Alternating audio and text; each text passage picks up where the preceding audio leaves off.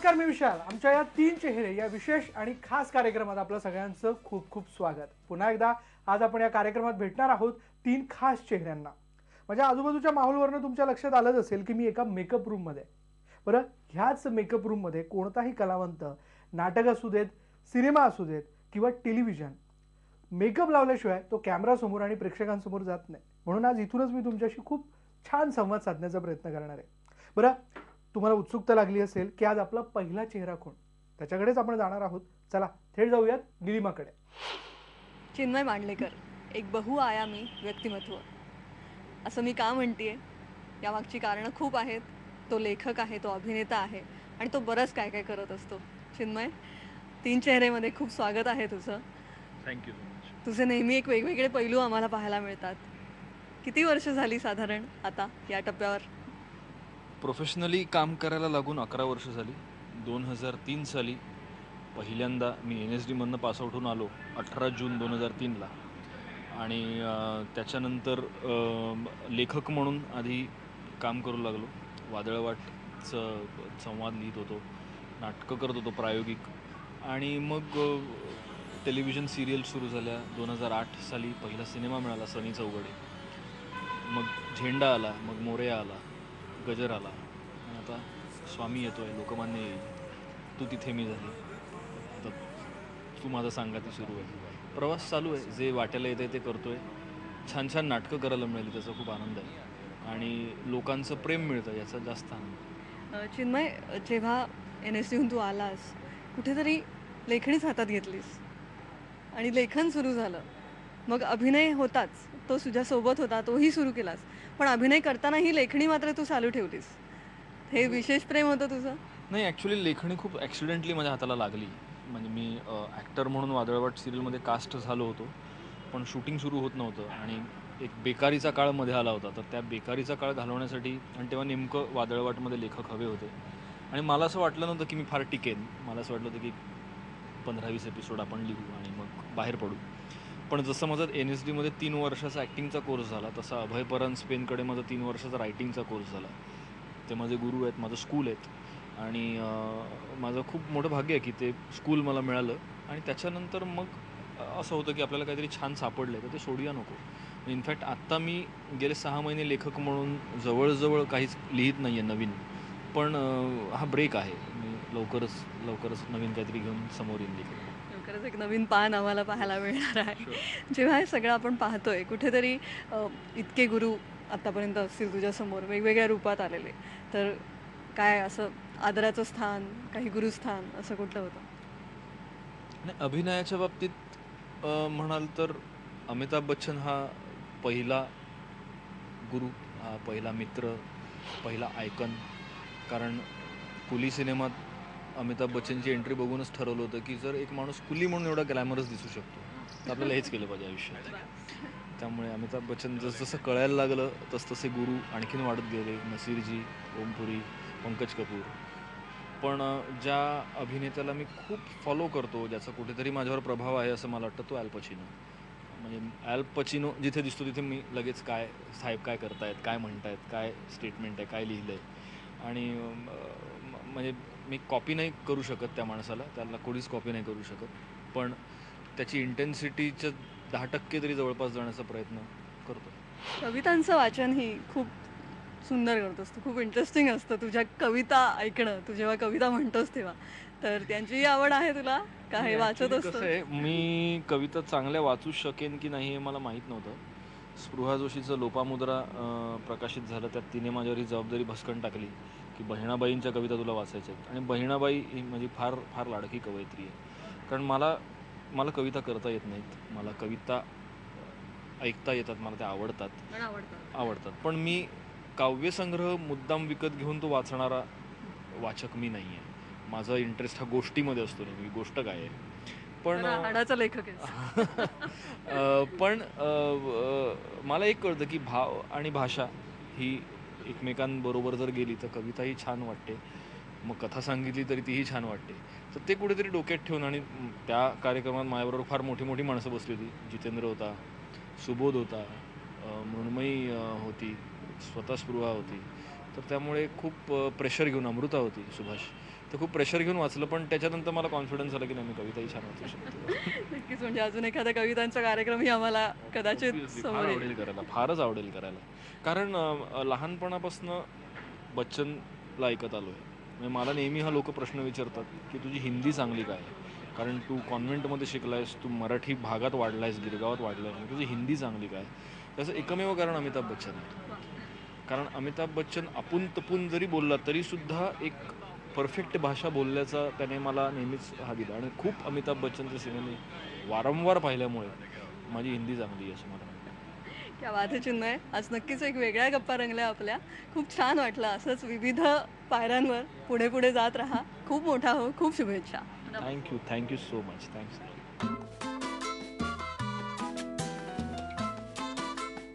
अरे तुम्ही आलात. नाही, मी जरा तयारी करत होतो, कारण याच्या पुढचा चेहरा मीच तुम्हाला भेटायला घेऊन येणार आहे ना, म्हणून म्हटलं जराशी तयारी करून घेत.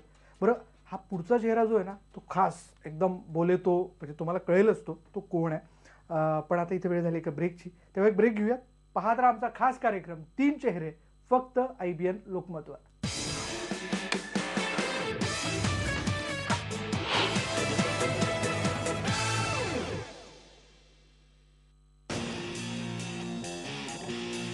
आई बाबा आणि साई बाबाची शपथ, आपण भेटायला आलो तुम्हाला. अरे काय मराठीत बोलली आपल्याला काय कळलाच नाही.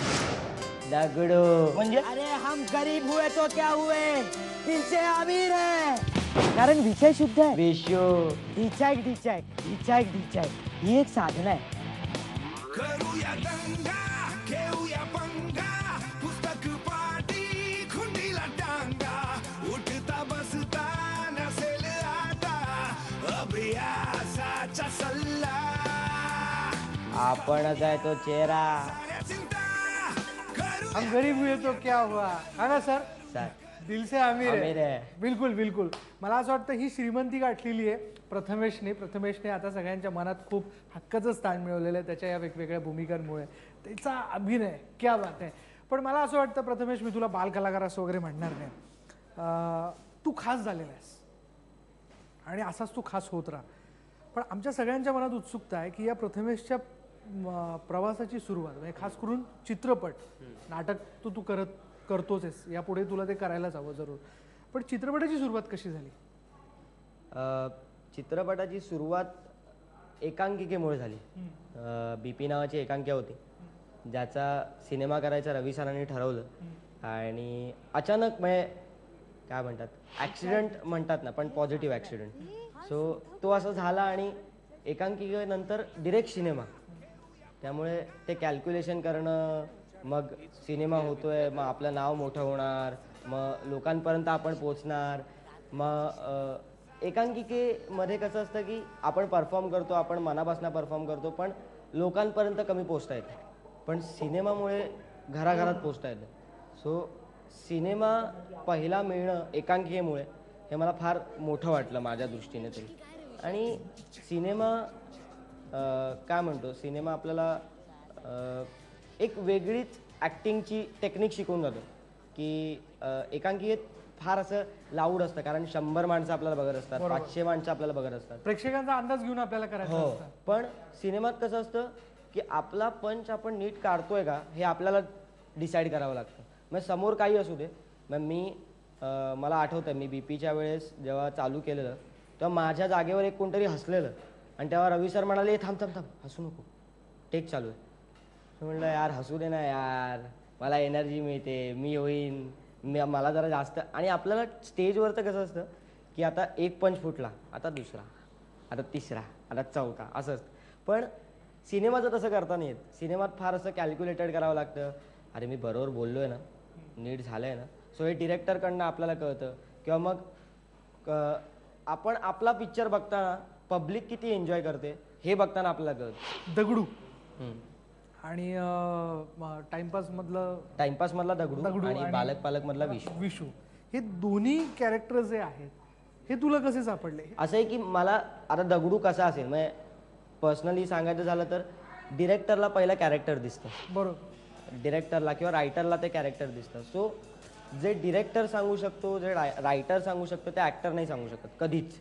त्यामुळे डिरेक्टरच्या डोक्यात काय आहे, रायटरच्या डोक्यात काय आहे, हे मी सतत बघत राहिलो की आता यांना काय म्हणायचं आहे, किंवा मग विशू करताना गणेश दादाला काय म्हणायचं आहे, किंवा अंबर दादाला काय म्हणायचं आहे, किंवा टाइमपास करताना रवी सरांना एक्झॅक्टली काय हवं आहे. सो हे मी बघत गेलो नेहमी. आता दगडूला पाहून बघ ना, म्हणजे कॉलेजमधली मुलं सुद्धा अशी म्हणायला लागली की हम गरीब है तो क्या हुआ, हम दिल से अमीर है, असं वगैरे. दगडूला ती फॉलो करतायत. पण दगडू कोणाला फॉलो करतो? मी फॉलो कोणाला करत असेल तर ते शाहरुख खानला फॉलो करतो. म्हणजे मला फार म्हणजे उगाचच माणूस एखाद्याच्या प्रेमात पडतो ना, तसं आहे. म्हणजे त्याचा ॲटिट्यूड असेल, तो काही चुकीचं बोलला तरी मला चुकीचं वाटत नाही कधी, त्याने काही चुकीचं केलं तरी मला चुकीचं वाटत नाही. ते जे तो करतो ते करतो. म्हणजे मी त्याला आयडियल मागतो.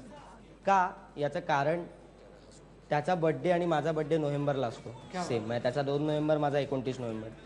स्टार मंथ मध्ये. हां, त्याची रास वृश्चिक आहे, माझीही वृश्चिक आहे. त्याच्या काय म्हणतात गॉडफादर नाही आहे, त्याची बॅकग्राऊंड नाही आहे काही, आणि माझी नाही आहे. सो मला ते फार रिलेट होतं की नाही याच्यासारखं व्हायचं आहे. शाहरुख तुला जवळचा वाटतो? जवळचा वाटतो, एकदम जवळ. अरे हम काले हुए तो क्या हुए, दिलवाले है हम, तेरे तेरे तेरे चाहने वाले. अरे हम जिएंगे तो अपनी मर्जी से और तुम पर मरेंगे भी अपनी मर्जी से. चले आव्हान दे. वा वा, क्या बात आहे. थँक्यू. चला, पुन्हा एकदा तुला शुभेच्छा. तर अशा पद्धतीने खास प्रथमेश बरोबर, या खास चेहऱ्याबरोबर आपण गप्पा मारलेल्या आहेत. यानंतर जाणार आहोत पुढल्या चेहऱ्याला भेटण्याकरता. इथे एक ब्रेक घेऊयात. पहा फक्त IBN लोकमत.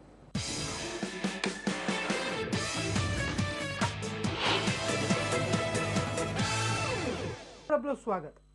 प्रत्येक चेहरा आपल्याला काहीतरी सांगण्याचा प्रयत्न करत असतो, हे तुमच्या लक्षात आलंच असेल. आता असा एक चेहरा जो आपल्याला नाटक असू देत, सिनेमा असू देत किंवा टेलिव्हिजन असू देत, या तिन्ही माध्यमांमध्ये नेहमीच वेगवेगळ्या भूमिकांमधनं भेटतो. आपण त्याचं कौतुक देखील करतो. बरं, आता कोण, असा जर प्रश्न पडला असेल ना आपल्याला, जाऊयात पुण्याला, प्राचीकडे. पुणे तिथे काय उणे असं म्हटलं जातं, आणि अर्थात या सगळ्या पुण्यामध्ये कलाकार उणे अर्थातच नसणारच.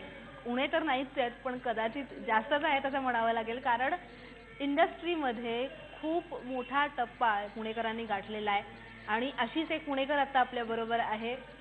मी आता उल्लेख करतेय याचं कारण म्हणजे खरंच पुण्याने एक रेकॉर्ड सेट केला आहे. मला वाटतं इतके सगळे लोक इंडस्ट्रीमधनं कुठे गेलेले नसणार आहे. म्हणजे हल्ली तर आम्ही तू पुण्याची ना, तू पण पुण्याचा ना, तू पण पुण्याचा ना, अशी काय म्हणूयात सगळ्यांची बाजी मारली आहे म्हणजे पुणेकरांनी लिटरली.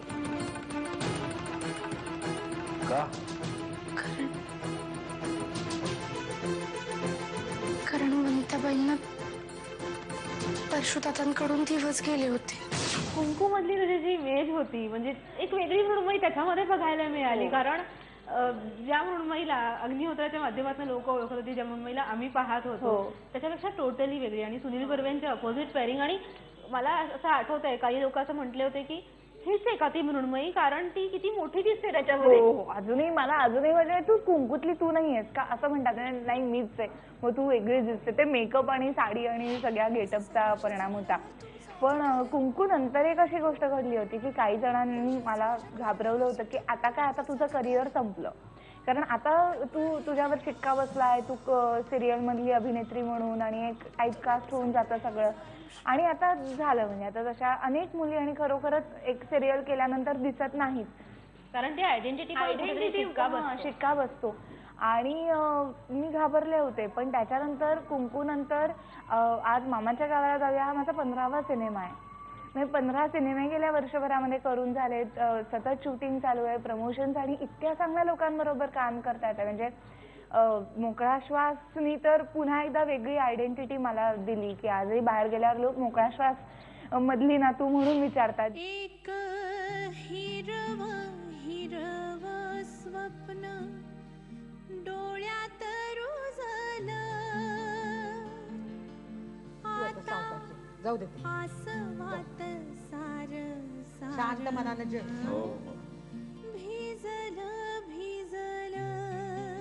समाधान पण वाटतं की कुंकूची ओळख तर आहे ती आयुष्यभर राहणार आहे, पण कुठेतरी नवीन नवीन ओळखीची कलाकारांना गरज असते, जी मोकळा श्वासाच्या नंतर आंधळी कोशिंबीर, पुणे वया विहार, धामधूम, आता 21 नोव्हेंबरला मामाच्या गावाला जाऊया रिलीज होतो. Which is wonderful. ना मामाच्या गावाला जाऊयामध्ये सांगायचं झालं तर तो माझा खरोखरच ड्रीम रोल म्हणून मी सांगू शकेन. जंगल बिंगल पाहूया जरा घड्याळ थांबवना वाऱ्याशी खेळू दे रे झाडांशी बोलू दे दुपम्यान थोडा वेळ हे घड्याळ थांबवना. अत्यंत बोलका घरामध्ये प्रसंग घडला होता. पहिली हिंदी फिल्म मला मिळाली हमने जीना सीख लिया. तेव्हा तर कुंकू पण नव्हतं, कॉलेज चालू होतं. मी म्हणलं ये मस्त, एवढीच माझी रिॲक्शन होती. मी घरी गेले, बाबा जेवत होते, आई काहीतरी स्वयंपाक करत होती. आई म्हणाली, मी आईला म्हणलं आई मला फिल्म मिळाली, Hindi film, it's commercial Hindi film. आणि आई म्हणली अरे वा वा वा मस्त मस्त, चला चला चला आता जेवायला काय, आत्ता जेवणारेच ना का बाहेरून जेवण आली आहे. हे आईचे शब्द होते. आईला म्हटलं आई तुला काही वाटत नाही. आई म्हणली अगं तुझं हेच होणार आहे, आम्हाला सगळ्यांनाच माहिती आहे. आणि बाबा म्हणले होते वा छान मस्त, आता जरा ताट आत नेऊन ठेव. इतकी कूल होतं ते दोघेही जण या बाबतीमध्ये. आणि ते म्हणले की मृण्मयी तुला जर का हे मिळालं नाही तर आम्हाला आश्चर्य वाटेल, इतकं आम्हाला माहिती आहे की तू या क्षेत्रामध्ये करणार आहेस, कारण ती स्वप्न आम्ही सगळ्यांनी तुझ्यासाठी पाहिलेली आहेत. मृण्मयीला सगळ्या करिअरसाठी शुभेच्छा देत इथेच थांबूयात. थँक्यू. सर थोडं टचअप नाही, मी असं म्हणण्याची हिंमत करू शकत नाही, तुम्हाला तरी नाही. याचं कारण असं की तुमचाच हा असा चेहरा आहे की जो या सगळ्या आमच्या 3 चेहऱ्यांमधल्या वेगवेगळ्या चेहऱ्यांना बघत असतो, त्यांचं कौतुक करत असतो, त्यांच्यावरती प्रेम करत असतो. म्हणून तर ते चर्चेत येतात, सतत आपल्यासमोर काहीतरी वेगळं देण्याचा प्रयत्न करत असतात. अशाच प्रकारे वेगवेगळे चेहरे, या 3 चेहरे या कार्यक्रमात आम्ही तुमच्यापर्यंत पोहोचवत राहणार आहोत, त्यांच्याशी गप्पा मारणार आहोत.